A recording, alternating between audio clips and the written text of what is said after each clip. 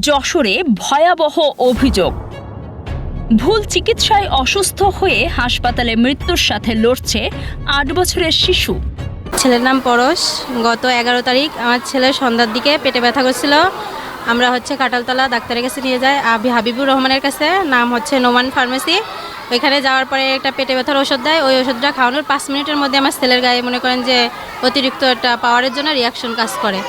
পরে আমরা ওইখানে আবার যাওয়ার পরে বলি যে এরকম হয়েছে, সে বলে কি অ্যালার্জির কাজ হয়েছে। এবার আমরা বলে কি যে এটা তো অ্যালার্জির না। তারপরে বলে কি যে আবার হয়ে গেছে, এখন আর কি করার। তা আমি চাই যে আজকে আমার সন্তানের এরকম হয়েছে যাতে পরবর্তীতে না হয়, এর জন্য আমি চাই এটা উপযুক্ত শাস্তি হোক। ভুক্তভোগী বাবা অভিযোগ করেছেন, স্থানীয় এক ঔষধের দোকান মালিক নিজেকে ডাক্তার পরিচয় দিয়ে তার ছেলেকে ওষুধ দেন। ওই ওষুধ খাওয়ার মাত্র 5 থেকে 10 মিনিটের মধ্যেই শুরু হয় বমি, শরীরে ফোসকা, ফুলে ওঠে পুরো দেহ। অভিযোগ আরও, অবস্থা খারাপ হলেও আবারও দেওয়া হয় নতুন ওষুধ, কিন্তু তাতে পরিস্থিতি আরও গুরুতর হয়ে ওঠে।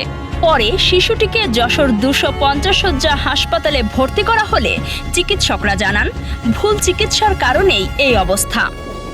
এ ঘটনায় থানায় লিখিত অভিযোগ দায়ের করেছেন শিশুটির বাবা।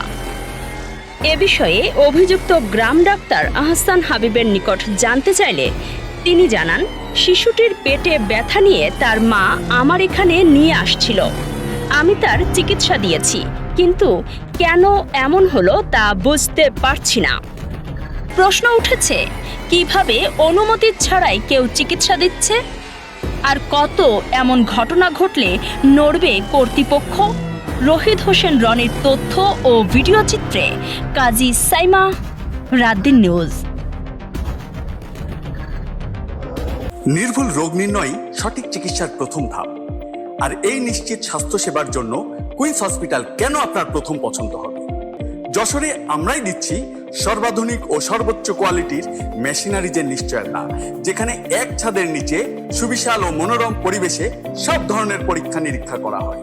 আপনার ও আপনার পরিবারের সুস্বাস্থ্য নিশ্চিতে কুইন্স হসপিটাল আছে সবসময় আপনারই পাশে।